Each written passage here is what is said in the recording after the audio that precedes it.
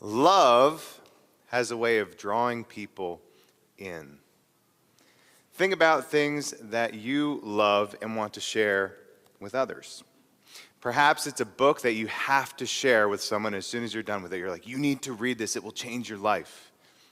Maybe it's a movie that you just need to invite people over and have a night to watch it together because you love that movie and you want them to experience the joy of it. Maybe it's a restaurant you love and you say, you gotta try the food. It is the best. For me, my favorite restaurant is called The Chicken or the Egg, and it's in Long Beach Island, New Jersey. And a few years ago, for my birthday, I brought Jonah and Sean on a trip to New Jersey so we could go to this restaurant, among many other things. Here's a picture of us at the restaurant. This place is kind of kitschy. It's open 24/7 in the summer. They have 18 different hot sauces. The one at the top is so spicy you have to sign a waiver before you get the wings, and it was on Food Network's Man vs. Food show, so you could check that out if you'd like. But this is the best buffalo wings in the world. Like, they're just top-notch, absolutely incredible wings. They even will go so crazy with the hot sauces. You can see it says buffalize anything on our menu. They have a wrap that is filled with mozzarella sticks, jalapeno poppers, french fries, and buffalo tenders. I had that once in my life, and my arteries never forgave me. So I never had that again. But I needed them to try these wings. Well, when we went, not even half a bite in after Jonah, 10 seconds after this picture, he took a bite and he said, that is the best buffalo wing I've ever had in my life. Is that true, Jonah? Yeah, very true. The best buffalo wing I've ever had in my life, and I felt validated, and I felt like my journey was complete. My birthday was complete. I was so happy. And Sean, when I took him there the first time, I was embarrassed because he got the one flavor called Jamaican jerk. And he's talking to the waiter who's just trying to do his job. And he's like, what flavors are in this sauce? And the waiter's like, I don't know. And Sean's like, star anise. That's the flavor I taste right now. And the guy's like, I'm happy for you.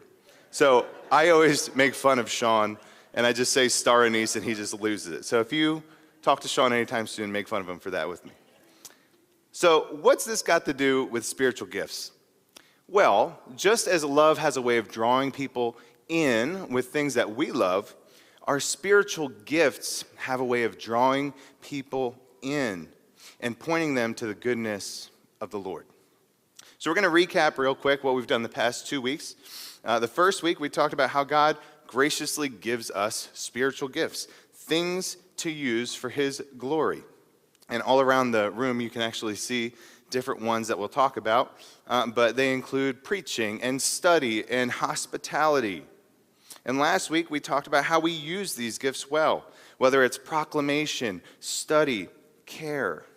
They all point to following the Lord and sharing Him in various ways. And so for this final week, we're going to talk about what carries and sustains our spiritual gifts. It's love. Love. Think of it as the fuel that propels all that we as believers do. And today, we're going to be reading from 1 Corinthians 13. If you've ever been to a Christian wedding, you have probably heard this passage read, the love passage. Anyone hear this passage before? The love passage. Yeah. But what you may not know about this love passage that's always read at weddings is that it's smack dab in the middle of Paul writing about spiritual gifts. Spiritual gifts. And throughout the letter, Paul is putting out fires everywhere. You could go home and read 1 Corinthians. It is scandalous. The opening chapters, he is addressing sexual immorality that was taking place. And he is like calling it out, like, that is not what love looks like. Look to Jesus. Over and over, he keeps tackling different problems this church is having. And he's saying, look to Jesus. Don't live distracted, live focused on Him. Because if you understand who Jesus is rightly, you will understand love. Which brings us to spiritual gifts. Some within the Corinthian congregation were elevating their spiritual gifts above their love for God. And what Paul says is, you are using your spiritual gifts in such a distracting way, it is turning people off to coming to worship and gather. It could genuinely hinder outsiders from being drawn in to seeing God's love, which completely defeats the purpose of the spiritual gifts. which sets us up for our text today. So we're going to read from 1 Corinthians 13, verses 1 through 3. If I speak in the tongues of men and angels, but have not love, I am a noisy gong or a clanging cymbal. And if I have prophetic powers and understand all mysteries and all knowledge, and if I have all faith so as to remove mountains, but have not love, I am nothing. If I give away all I have, and if I deliver up my body to be burned, but have not love, I gain nothing. Are you seeing what Paul's saying? If we have these gifts and use them without love, they are useless, completely useless. So, love has to be foundational and motivating for all Christian living.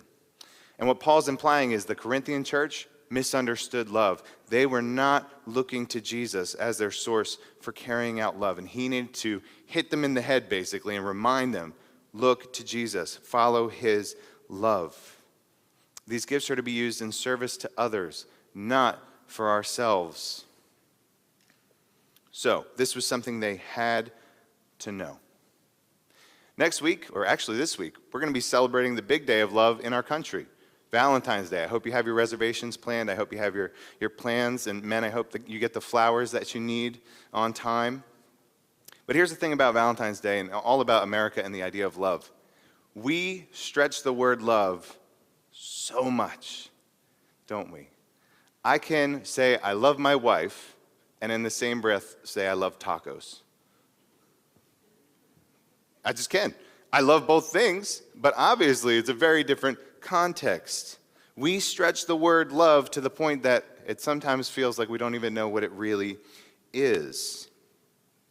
So, what's interesting is, back in Paul's time, there were 4 words for love. Some of you may know this, some of you may not, but here they are. Eros, romantic love. Then you have storge, which is familial love. Then philia, which is a brotherly love. Just this week, I was in Philadelphia, the city of brotherly love. And then agape. Agape, it's an unconditional love. Some suggest that these first 3, eros, storge, and philia, are reactive sorts of love, and that agape is a proactive form of love. And agape is the word that Paul is going to use here and has been using. Agape is a love that doesn't change. It's a self-giving love. It's a powerful form of love that it can be given to seemingly unlovable or unappealing people. Does that sound familiar? I hope so. This is the type of love that Paul commends to the Corinthians and to us, because this is the love of Jesus, the love that he shows to all of us. One of sacrifice, one of service, one that's self-giving. This is the type of love that the gospel puts on full display, the kind of love where God sees you and your sinfulness and your brokenness and says, I love you too much, I will die for you. That is agape love in action. Jesus quite literally gave his body and shed his blood for you. His death, burial, and resurrection made a way for people to have a restored, loving relationship with God, not one of separation. That kind of love, when we receive it, changes everything. It will animate the way that we live. It will change the way that we live. And the Corinthian church lost focus of this. So much so that Paul actually wrote a second letter to the Corinthians because they did not get the point. So you can go home and read those if you'd like, do some homework. But let's learn from their errors, right? Let's learn from their mistakes. Let's firmly understand Jesus and fix our eyes to him. If his agape love is so important, so foundational, what does it look like for you and I to live that out? Well, 1 Corinthians 13, 4 through 7 tells us, love is patient and kind.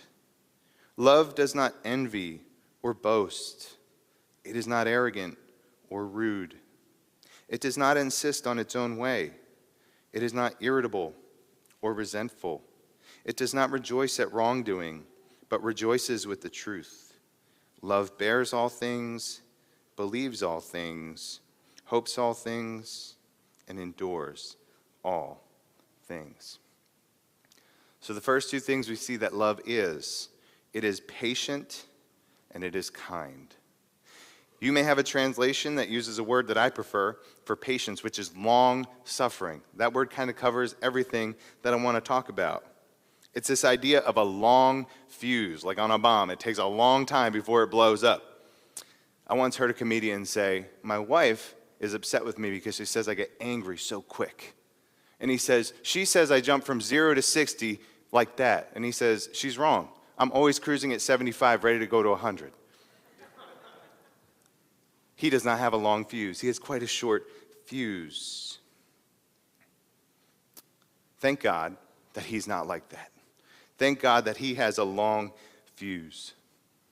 Would you just take an inventory of your life for a moment before you knew Jesus and think of all the, just going to be honest, dumb things you have done? Matthew and I were chatting this week in my office, and we were just reflecting on, wow, I am so grateful that God rescued me from some of my own stupidity and his grace in our lives. That's him displaying his long fuse, his long suffering, his patience for you. Thank God that he doesn't have a checklist waiting to see all the times we've striked against him and done wrong. You may have some close friends who, when they do something to you, you can forgive it. But then if a stranger does it to you, you write them off and never want to see them again. We don't demonstrate patience. So, I just think about this as God showing his love to us in his patience. It's active, it's divine, it's a hopeful endurance, and not a passive resignation. Simply put, this is a love that waits. That's kind of an easy way to think of it. But then Paul also says that God's love is kind. God was kind to me, showing his love in ways that I didn't even know or expect. And when you look at the life of Jesus, he didn't just feel compassion for people. He fed them. He touched them. Next week, we're starting a new series called Miracles of Jesus, and we're going to see some of the ways that he amazingly showed people his kindness. He welcomed them. He healed them. Think of kindness as a love that moves. And so for us, as we think about patience and kindness, we have to see ourselves as people who have a love that waits and a love that moves. But just to illustrate this point, let's reread the passage and put Jesus' name in there. Jesus is patient and kind. Jesus does not envy or boast. Jesus is not arrogant or rude.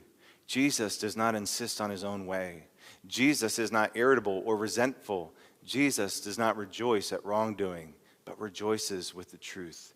Jesus bears all things, believes all things, hopes all things, and endures all things.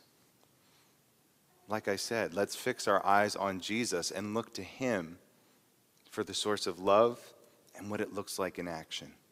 You can go to any story of Jesus and pinpoint how he is showing love.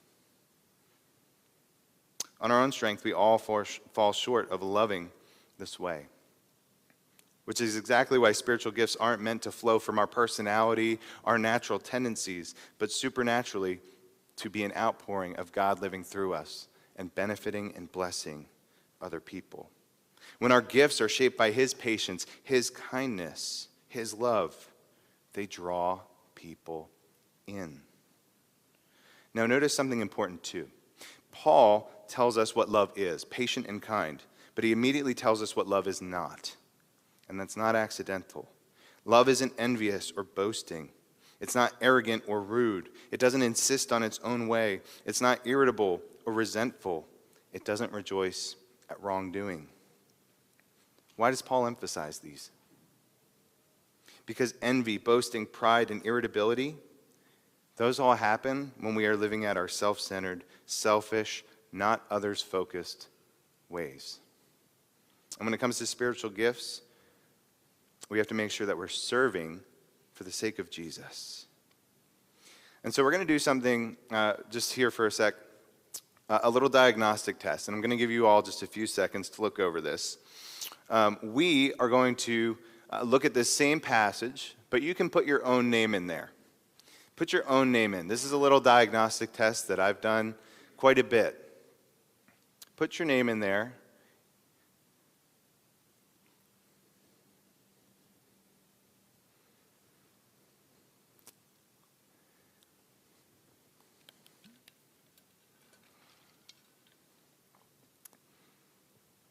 Now let me ask, is there a moment or one of those that you've read where you kind of winced and you're like, ooh, that does not sound like me?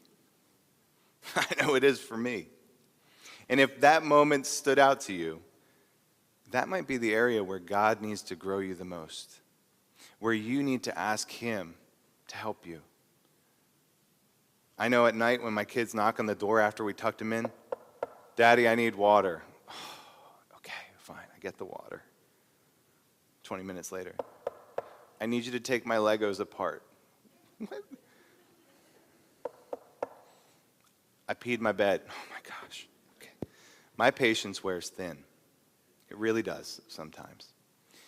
Thank God that His patience doesn't wear thin. We can go to God 24/7, knocking on His door, and He wants to hear us and be with us. So would you just take a moment, inventory that thing where you winced the most, and ask God to grow you in it. And remember, you can look back to the life of Jesus to be reminded of what love looks like. Now we're going to finish this passage in verses 8 through 13. And we're going to see what Paul has to say here. So would you read it with me? Love never ends. As for prophecies, they will pass away. As for tongues, they will cease. As for knowledge, it will pass away. For we know in part, and we prophesy in part. But when the perfect comes, the partial will pass away. When I was a child, I spoke like a child. I thought like a child. I reasoned like a child. When I became a man, I gave up childish ways. For now we see in a mirror dimly, but then face to face.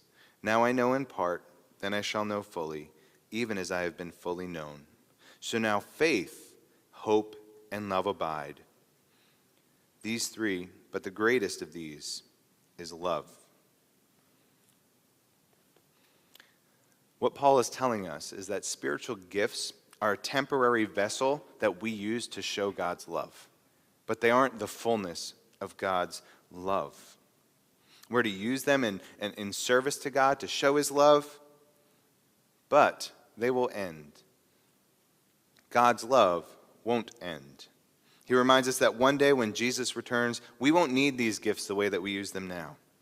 Faith will be sight, hope will be fulfilled, but love, the very heartbeat of God, will remain forever. Eternity with Jesus is one where love is on full display. We won't need faith or hope anymore because it's been fulfilled. He's right there forever. So as we use these gifts God has given us, whether through proclamation, study, or care, let's use them the way Jesus did. Shaped by patience, marked by kindness, and lived out by love. Now in a moment, we're going to do something a little bit different than usual. Throughout the sanctuary, you might see there are 3 different stations we have here. We have gifts of study, gifts of care, gifts of proclamation. If you completed your spiritual gift survey from last week, they look like this, and you can grab one later if you didn't get the chance to. If you filled it out, there were different results. You might have gotten giving, you might have gotten teaching as your top one. I don't know what it is. But whatever your top spiritual gifts were, would you look at your topmost one? And what we're going to ask is that you go to that station, and there are going to be people from our congregation who exemplify those and want to talk to you about the different definitions, go over those with you, and just tell you how they see it being used at CCC. If you didn't take a test, that is A-okay. All I'm going to ask is that you just take a moment and look over the different stations and just spend a few minutes at one, and then after 3 minutes, we're going to rotate to the next station, and I'll tell you when to rotate, and then to the next station. So wherever your topmost gifting is, or whichever one resonates with you the most, that you find most interesting, would you just go there? And then, and I'll tell you when, you just go there, you hang out there, and you're going to listen to the people who are at that station. And when that first station is done, you can then go, if you took the test, to your next highest one that's in another category, or just to another station that interests you for 3 minutes or so, and then we'll rotate. And then at the end, we're going to come back, I'll take our seats, and I'll give a little bit of follow-up. But again, if this is your first time here, we don't usually do this, but this is just something that kind of gets us up, moving, and more aware of what we did from last week. So you guys who have your tests, you can get up and go to the stations that you scored highest in, and I'll keep us posted. And again, if you haven't taken one, that's fine. Just go to a station for a few minutes, listen to what the speaker has to say.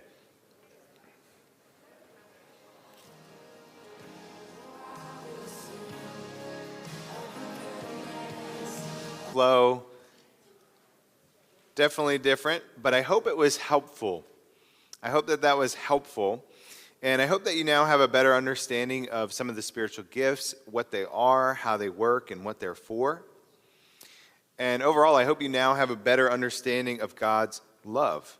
Jesus lives it out perfectly, and when we live out our spiritual gifts, we are showing his love in various ways. Whether it's cleaning the church, speaking the truth, or leading a Bible study, all different ways of showing God's love to others. And there are ways you can use those gifts here. You may have heard some at the stations you visited, but for example, people with gifts of care, they could start a meal train when someone's hurting and needs help. Maybe someone needs to move and we need to help pack up and help them along. That's a way you can use gifts of care. Or even Salisbury at large. You want to help at the Eastern Shore Pregnancy Center or help at Halo with serving meals. There are ways that you can use those gifts here and in the community. And if you're looking for a place to use your gifts to the fullest, or if something kind of just resonated with your heart as you were walking around, we want to follow up with you. And so on the tables, you will see that there are some sheets that you can fill out that have information where you can write what giftings you have, where you'd like to serve, or just that you have a heart to serve, and we'd love to follow up with you for that. So as we close, let's just be reminded that spiritual gifts need to be led by love, and let's let that love carry on in our day-to-day living so that we can show others the hope and goodness of Jesus. Would you pray with me? Father, I thank you so much for this congregation. Lord, I thank you for all the ways that you use different people to serve you in different ways. Thank you for their contributions, and thank you for this church just being so clearly gifted in living for you. And Father, may we just have a great connection Sunday. May we have conversations that honor you. And may we just see ways that we can continue to serve you and show your love, all because you showed it to us first. So Lord, I just thank you for this time. And would you just continue to bless us? And I just pray for a great rest of our service. Amen. If you could join us for one last song this morning.